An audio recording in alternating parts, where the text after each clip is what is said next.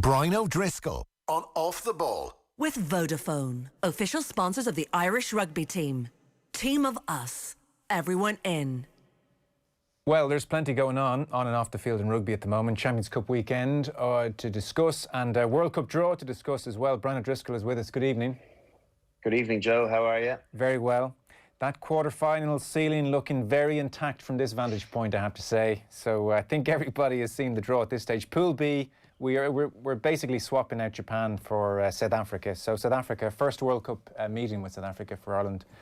Scotland, once again, will have an Asian Pacific team and a European qualifier as well. So South Africa and Scotland in Pool B at World Cup 2023.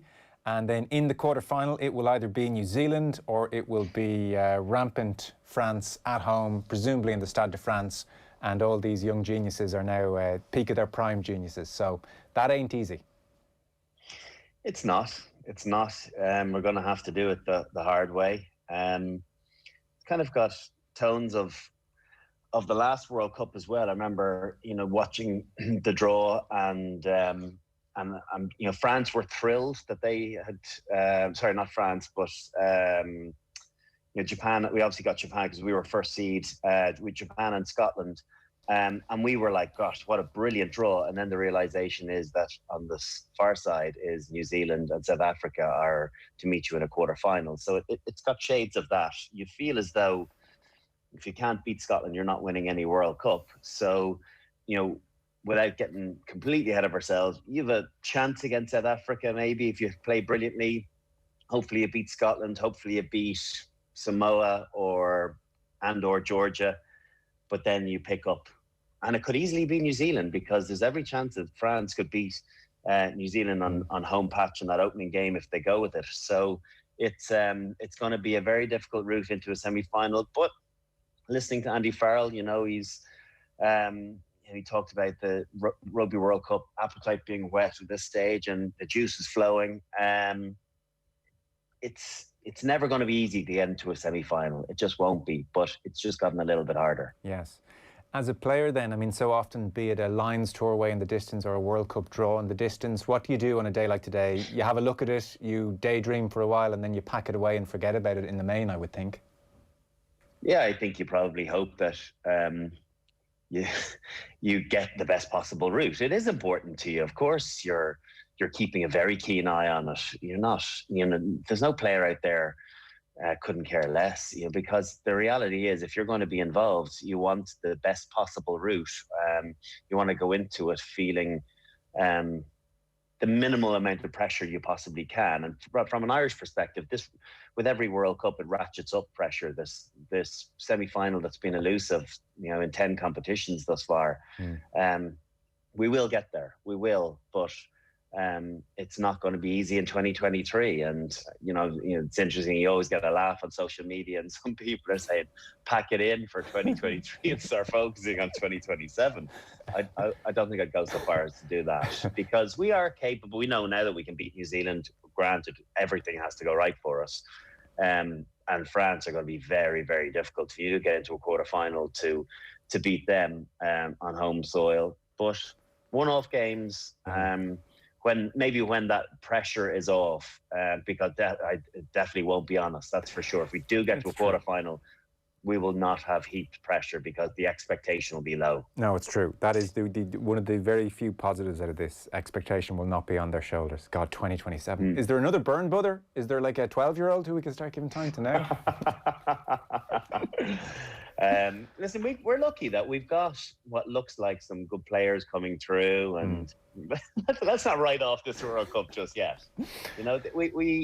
We're in a development phase at the moment, and I think we all feel a bit sorry for ourselves, but we've talked intermittently about green shoots. It's just a matter now of putting it together and kind of building a core group of players that are definitely going to be at the next World Cup and build a team around them. Now you've got 3 years to do that. So there's lots of time to get things right, and but other teams have lots of time as well. So let's not be panicking, or let's not be excessively positive as we were, this time, 3 years in advance of Japan World Cup. So slow and steady wins the race, and let's deal the hand that are dealt with us when it comes to playing in France. Okay. Well, you say that now. I mean, the headline in this YouTube video will be World Cup 2023. What's the point? But we'll take your point. But headlines are meant to grab your attention, so that will definitely do that. It's never a follow up to the article, though, is it? So to matters far more serious, obviously the last week, I still think rugby is getting to grips with this class action and the awfulness of the the interviews given by Steve Thompson and Alex Popham. And I saw you on BT Sport over the weekend, Lawrence Dallaglio alongside you in studio. I mean, God, he must look at Steve Thompson and think, how many days have I spent with him as a friend and as a player? It must have been the talk of the game. Anyone you bumped into who loves the game, it must have been shakes of the head and how awful is this kind of conversations. It was, and it has been. Some people knew that this class action was coming, and many of us were oblivious to it. I wasn't one of the ones that received, one of these emails or letters from the lawyer in question. So I guess, listening to Bernard Jackman on his podcast, he knew it was coming. He'd received something during the summer. But thankfully, from his perspective, he was saying that there was no detrimental effect to the concussions that he'd received throughout his career. I inquired actually, with my cousin Killian Willis, whether he'd been contacted, and he hadn't. So thus far, I don't know what Irish players might be. The ones that have been mentioned in that 70 players backing up these initial 8 or 10 players. So. We'll have to kind of wait and see how this plays out. It's going to be long and protracted, and it might get a little bit ugly. But hopefully, in the interim, some of these commandments that they're talking about integrating into the game. Well, certainly many of them are already taking effect, but I think there's some really clever ones in there around brain scans on an annual basis. I saw Dr. Willie Stewart talking about getting a brain scan each year, so similar to boxing, you can get a license. So all of these things make sense, and it's got us talking about how can we further safeguard the future of the game, because that's ultimately what we're trying to do. We're not trying to abolish the game or scaremonger or frighten people away. We're trying to make it safer, to allow for people to play with comfort and enjoy all the trappings of what the game does give you from a positive perspective, but reduce all the negatives. And you're going to have some negatives. That's the reality. It's a dangerous sport at times, particularly at professional level. But amateur, grassroots, we want to make sure that people get to enjoy what hundreds of thousands, millions of people have enjoyed over the last century: the camaraderie, the friendships, the positive culture, the respect aspects, all the good stuff to take from the game. But make sure that we don't leave people with an indelible negative mark, for their post-playing days. Two things, and then we'll get into Champions Cup. And I would, stress as well, I do have a certain sympathy for former players on here being asked medical-based questions. We generally have you on the show because you're an expert in rugby, and we're definitely crossing a line here into areas you can't profess to be an expert on, no more than I. But the two areas which jump out when it comes to this issue: one, concussions, and two, the sub-concussive knocks. So take concussions first of all. In some respects on concussions, progress is being made. So the 2019 World Cup, concussions were down 12% from the 2015 World Cup. So that's a move in the right direction. There was the high tackle sanction framework introduced, and we saw some red cards dished out for high tackles, and it seemed to have an effect. So the number of concussions is coming down. The HIA is coming back for renewed scrutiny. I think your second cousin, Dr. Barry O'Driscoll, anyway, resigned from World Rugby in 2012. Yeah. He wasn't best pleased with the HIA. And, in 2015, World Rugby issued a statement about the HIA. And it was a phrase, actually, Dr. Barry O'Driscoll referenced in a later interview in the Sunday Independent, where World Rugby had talked about how a player should be permanently removed from the pitch if there is the suspicion of a potential concussion. So the suspicion of a potential concussion. And the logic would be you're having a HIA because there is the suspicion of a potential concussion. By that logic, geez, nobody should pass a HIA. Guys can have symptoms that evening or the next morning. I suspect the HIA is going to come back under renewed scrutiny here. I think there's going to be talk now of zero tolerance policies with past HIAs. Do you know, has that terminology changed within World Rugby? Because it's funny, I actually rang my, I don't actually even know what relation Barry is. My dad's first cousin, so is he an uncle once removed? I'm not even entirely sure, but we're a lot closer than the connection would suggest. So I rang him the other day and had a really long conversation just to get a sense as to where he was at, and he was very honest and open about it. And I don't feel as though he's certainly not smug about it, but I think he feels, a lot of the conversations that he was having a few years ago feel justified. But he mentioned exactly what you said there about the suspicion of a concussion. Well, if that is the case, why are there even HIAs? If that is, yeah. I mean, at all. Maybe yes, I don't. You don't have to your HIAs. question, You won't. You will need 30 players. You'll need 15, and you'll need 15 subs, which is another issue that has been spoken about. That it feels as though there's too many changes, and so the game remains too high octane for 80 minutes, and that's why there are these continually big collisions, because there's fresh bodies. So I think you run the risk. You could have 3, 4, 5 HIAs in a game, and it could completely change the impact of. And I'm sorry, I want to explain this very well, because of course it's going to change the impact of these individuals, and their brains and what actually potentially might happen to them. But it'll change the game dramatically of how you're going to implement that, and how you're going to have players coming in and out as subs in a context that we haven't seen before. Yeah. Well, we could, as you said, we could have games where there are 8, 9, 10 substitutions. If they go zero tolerance, and that might be required. Exactly. If you're talking about, well, that looked as though that player had a head knock, get them off. Mm-hmm. And there's going to be lots of cases where someone gets a bang, or people do get bangs on their neck, and it looks like a head collision, or they get knocked and they're fully compos mentis. But yet, if you've got zero tolerance, you'll also discourage. The visual side to that will be appalling when you see that number of substitutions. So I don't think that's the answer either. And to be honest with you, I don't know what the in between is. Yes, yeah. No, same. So look, there's that's one, and then the second one is the sub concussions. So I'll try not to drone on for too long here, but there's just some points to make and throw at you. And ultimately the question is going to be, what can we do to drastically bring down the number of sub concussive dings to the head? So. Alex Popham, for instance, and I heard him interviewed on the 5 Live podcast during the week, and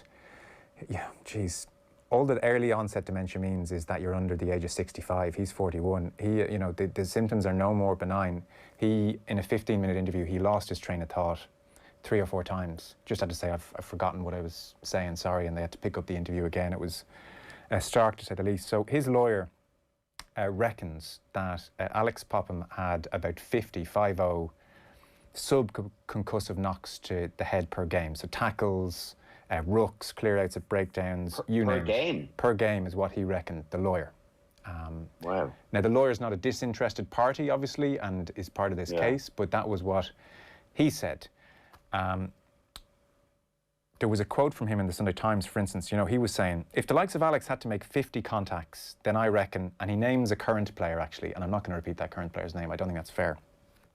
But he says, if the likes of Alex had to make 50 contacts, then I reckon that X now would be up to about 70 today. And if each of those little dings in the head is causing blood vessels in your brain to leak, then you extrapolate that over a 15-year career. These guys are retiring with hundreds of thousands of sub-concussions. And it's, one, how much damage are these doing? And the evidence suggests certainly plenty of damage. Like there was a Boston University study 2 years ago of former players who were exhibiting symptoms of brain trauma, and 20% of those players had never been diagnosed with a concussion in their life. They'd never been concussed, and yet they had, as a result, we presume, of all these subconcussive traumas, massive issues, huge issues, akin to what the likes of Popham has and Steve Thompson has. And I was listening to Danny Kerr as well, and this is the final point I'll wrap up on. So Danny Kerr was talking, and there's a new mouth guard now, and I think Quins are using it in training, which can measure how much force you're taking, you know. And Kerr was telling the story in the 5 Live podcast that he was in training, and he thought it was a routine enough training session, and the guys came up to him on the side of the pitch afterwards and said, "You've taken a lot of punishment here in this session, you know, you've taken 4 big enough blows." And he was kind of thinking, have I? And on reflection, it was him taking the ball to the line, last minute pass, and then tackle and kind of whiplash effect. And there's a force in that. So the question is, if these sub-concussive hits are causing this damage, and at the moment rugby has to be very, very afraid that they likely are, how do you eliminate them from the cut and thrust of a game? How do we have rucks? How do we have tackles? How does the game proceed with a degree of caution that the current generation are being looked after? That is the very scary question for rugby, because I mean, the answer there is a radical change to how the game is played. My answer to that, Joe, would be I don't know if that is the case. And that's the first time I've heard of that level of detail. And I do think there's a huge amount more science that we need to hear and have relayed to us, and we need to hear more experts. I've read a lot about different studies that have taken place. Willie Stewart in Glasgow, Dr. Willie Stewart, and his findings, and a lot of what he's talking about is obviously is changing the game dramatically, but it's obviously changing how we currently see it as being acceptable to just unacceptable, like zero tolerance on high tackles. Some of these ruck clear outs that at the moment we think are acceptable, maybe they're the ones that are causing issues. And so from a scientific point of view, I don't know enough detail to give an informed decision on it as to how you modify the game to make sure that these don't continue, but also to maintain the game in its current form or close to its current form. The reality is it has always been quite gladiatorial, and maybe that terminology is not the terminology we need to use either. I saw a BBC article earlier about Bill Sweeney over there, the RFU chief execs, saying that maybe we need to look at some of the language we're using, talking about brutality. And Eddie Jones is one that's that's been a big driver of that as to how England kind of marked their territory about being brutally punishing. And maybe those are tactics that we need to look at changing if we're looking to encourage younger players, new generations come through, because maybe they'll be turn-offs. I don't know. I think so much of this is going to play out in the coming weeks and months, and I feel as though I personally am going to become massively informed. I've been guilty in the past, and I'm not ashamed to admit it, that I've made reference to the game's going a little bit soft, or how is this being penalized 2-3 years ago when we started seeing the high shots. And I have to say, I've had a full rethink, and the reality of where, besides the Steve Thompson and Alex Potton situation, we need to take care of our players. And prior to that, I felt, gosh, I shouldn't have been using those sort of terms and phrases. I'm someone that maybe people are listening to. I've got to be, I've got to be looking at trying to help the game and the evolution of the game in a positive way. And those sort of comments, I don't think help anyone, particularly if we're looking at protecting players. So it feels as though ultimately I don't know the answer to your initial question. But I think we're going to discover an awful lot more about the game in the next 6 to 8 months, and hopefully we can find a path via World Rugby and see what their lead dictates. We have to make sure that we don't bury our head in the sand in this, because you will see the game vanishing as a result if we do. Yes, yeah. And to be fair to you, I haven't seen anybody come up with a good solution. This is how the game can be played, and it will meet the threshold which guarantees the safety of the current batch. Yeah. And the other problem is you don't know for another 10, 15 years until the next batch hit 45, 50 how they're fixed is the terrible problem as well. I am a huge advocate for rugby. I'm a huge fan because of what it gave me. If I wasn't playing professionally or internationally, I'd have been playing with my friends because of the underage values and the enjoyment that I got from it. And so the last thing I want to be doing is coming on and bashing it and scrutinizing it where it might drag out some negatives, but I don't want to be disingenuous to the facts that we are actually finding, put to us. So it's trying to find a happy medium to honor, the issues that have happened in the last kind of 10, 15 years and look for change, but also try and hang on to all the great aspects of what rugby has offered so many people. We'll come back to it, I'm sure, again, many times over the next couple of years, I suspect.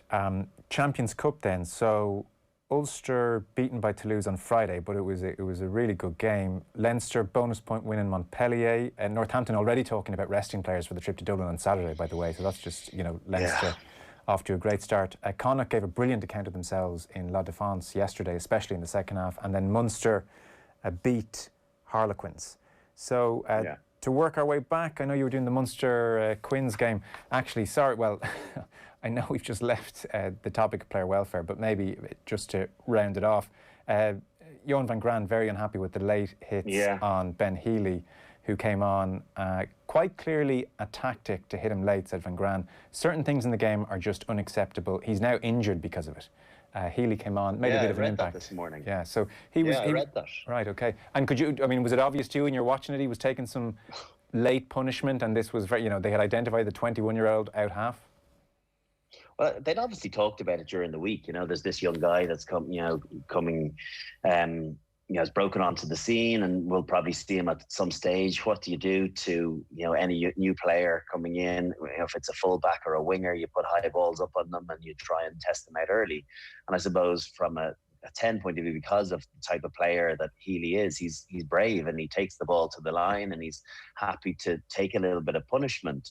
So I guess maybe they spoke during the week of making sure that he knew that defenders were there. And, at least twice they overstepped the mark. Alex Dombrandt, their number 8, hit him with a no-arm tackle, late, and it was the easiest yellow card that any referee will have.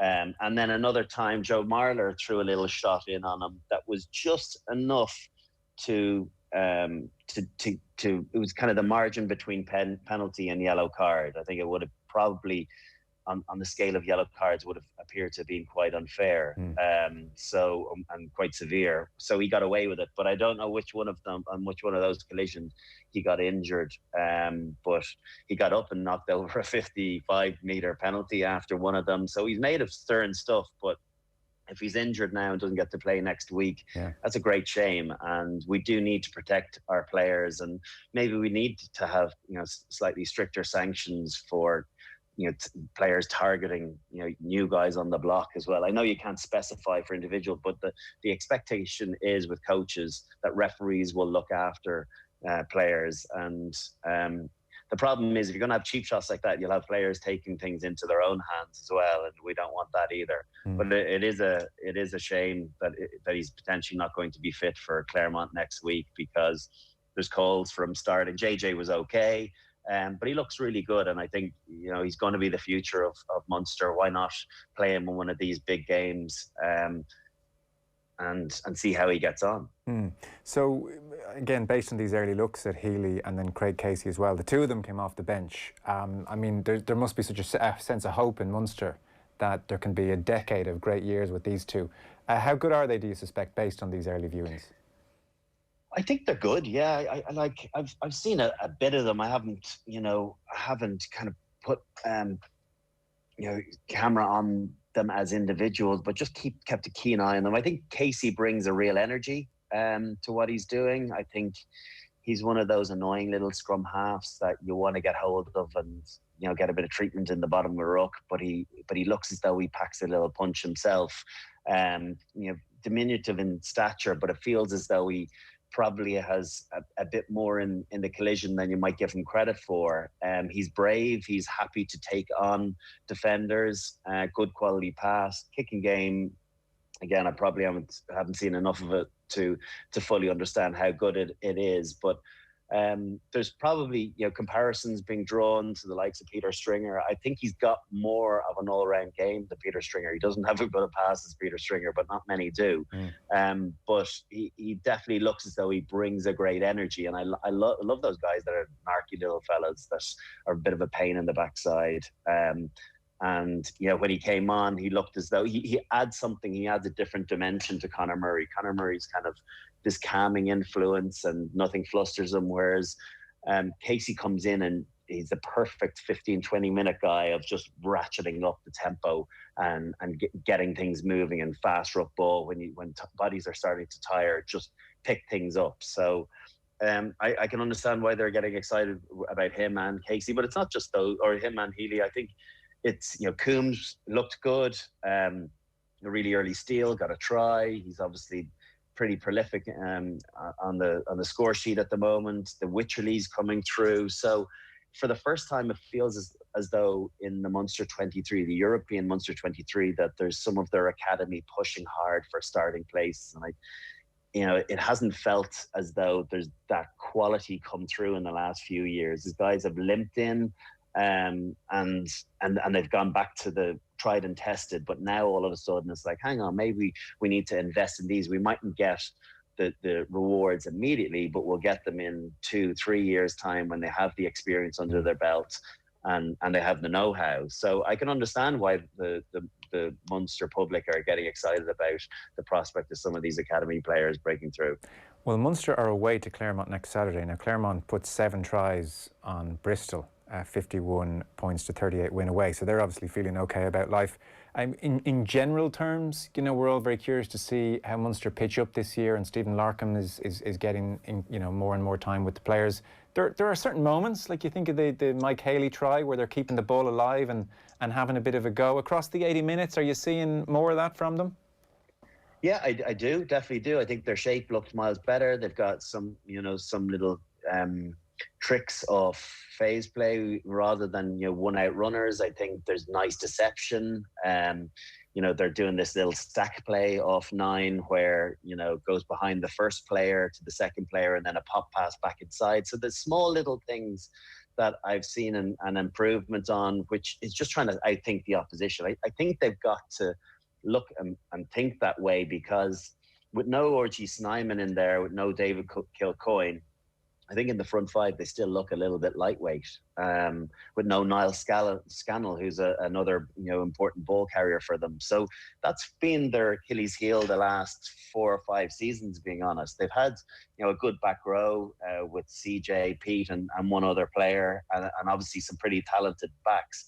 But I just don't think when it comes to the crunch games, to quarterfinals, semi-finals, that they've had the platform up front to really deliver. And you compare them to the likes of the Leinster front row, or the Saracens, tight 5. Like they're very, very different. It's a stark contrast between the two. So they need RG Snyman back in there to give them that brute force and that skill set that he offers as well.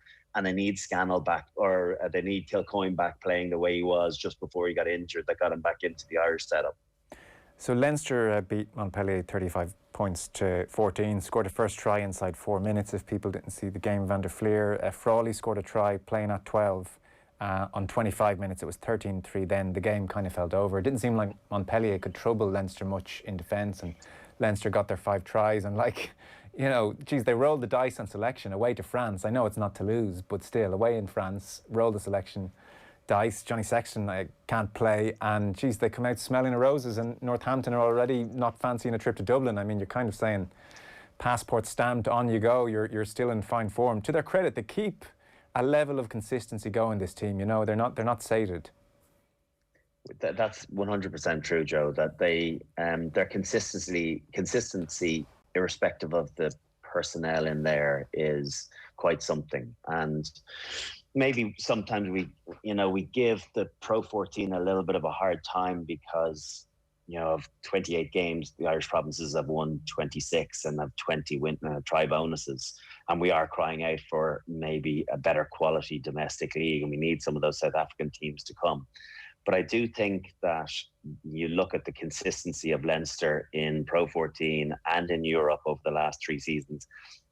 They're one of the best 2-3 teams in Europe for the last 5 years. And whoever comes in, Jimmy O'Brien comes in, Frawley plays at 12.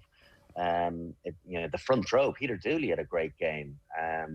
Michael Bent, who has been happy being third choice tight head for 8, 9, 10 years, came in and locked up the scrum. We got a scrum penalty within 3 minutes when there was huge nervousness around how are they going to handle this Montpellier pack. So it just feels as though their evolution year on year is really, really impressive, and they never sit on their laurels, and they never feel as though last year's rugby will be enough. And the ability to change the point of contact, their offloading game across the board has improved. And they must be difficult to play against, because they were playing with a tempo at the weekend that Montpellier and lots of teams in Europe simply could not live with.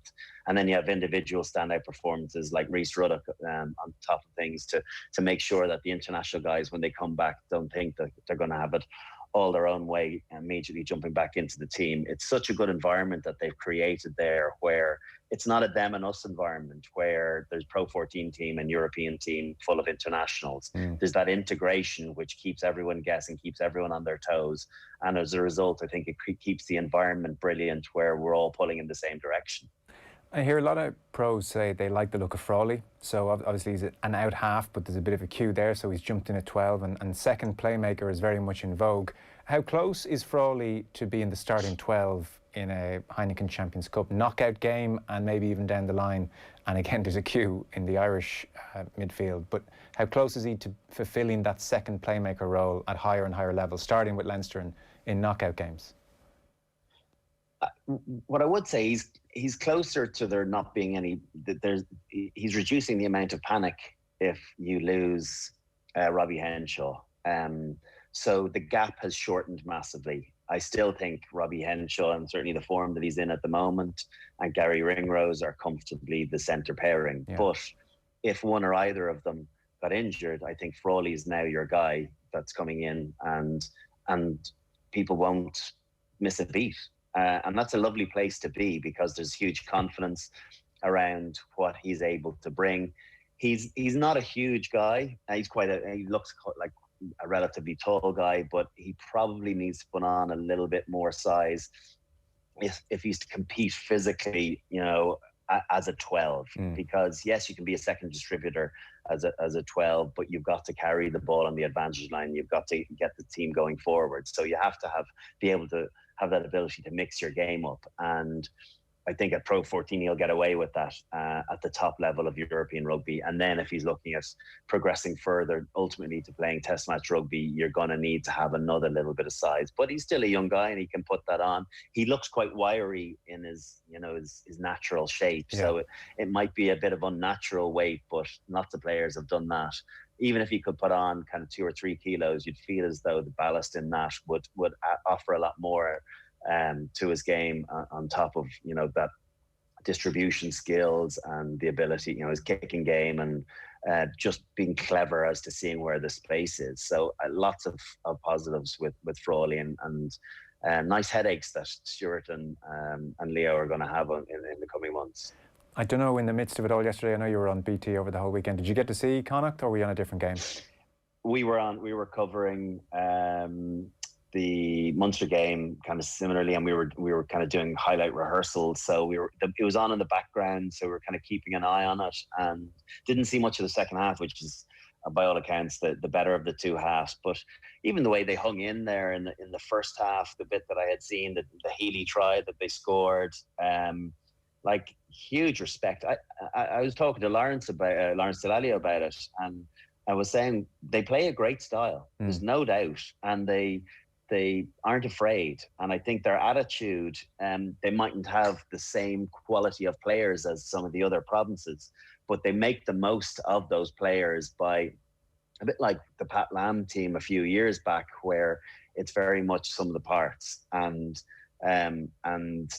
understanding what way they're trying to play the game, and thinking their way against bigger opposition, and And yeah, there's guys, Ulton Delan, I know, had a big game. Carty looked as though he was keeping, things ticking over. Maybe he's kind of been out of the international reckoning. Maybe we need to start thinking about him as the next alternative as well, because he seems to be doing it for Connacht on a regular basis. But it's not an easy place to go and play La Défense. So to hang in there and have a shot at victory right at the end is a really great performance, and one that, of course, I'm not going to be happy losing, but take an awful lot of solace in the fact that not many teams would be capable of doing that. No, 26 points to 22 final score, so they make off with a losing bonus point. It was 19-8 at half-time, so they did well to hang in there, and Racing scored another try just after the second half, so Connacht really got to grips with that second half. Ulster then finally and briefly clocks massively against us, but 22 to Toulouse's 29. They had a 25-match winning streak at the Kingspan. I hadn't fully I didn't realise that. Appreciated that at all. So that's gone now, and once again it's Toulouse, as was the case in the quarter-final earlier this year, last season. And once again, Cheslin Colby breaks hearts, 64 minutes. I mean, they were right in the game up until 64 minutes, took a really good lead. They were 12-0 up, 2 tries. There was a great Madigan try, a loop play off a scrum, and they looked to be expressing themselves. Toulouse are obviously a very good team, so... but when you lose your home game, you're up against it now, Ulster. I don't know, did you see much of that one? Yeah, I saw that game. Okay. I was impressed with them. I watched the first 10 minutes and I was like, this is going to be a very difficult watch. And the game just sprang to life. And that team try that Ulster scored off the midfield scrum, you won't see much of a better team try than that. It was absolutely magnificent from every single one of the ball handling backs. So it felt like, team tries against individual tries, and that's the joy of having Cheslin Colby in your team. His first try, literally they were on the back foot, and this speculative offload and threw him into space, chip and chase, and all of a sudden, against the run of play, they're back in the game. And then they've got Dupont scored a great try, and then Colby again, for the try bonus later on in the second half. And yeah, just a couple of moments where Ulster's undoing. I know that they felt hard done by on a refereeing decision that led to the Toulouse third try, but they played with a lot of ambition in difficult conditions. Just maybe their smarts at some key times let them down. But it's going to be tough for them now, losing at home and having to get on the road. And with Toulouse in their group, it's going to be tricky. Yeah, there's a real sprint finish feel to these group stages. Listen, thanks for all that. Brilliant stuff, Brian. Thank you. Thanks a lot. Cheers, Joe. Cheers. That's Brian O'Driscoll there. And before I go, just to let you know, sorry, there's so much news today. 2022, there's going to be a tour of New Zealand. That was announced by the RFU, or by Andy Farrell. So that looks like a three-test tour in New Zealand. And also, we'll come back to this story on Afui Gianche. So he's been given a 4-year ban. That's finally come to a conclusion today. 3 banned substances. South African Institute for Drug-Free Sport confirmed today.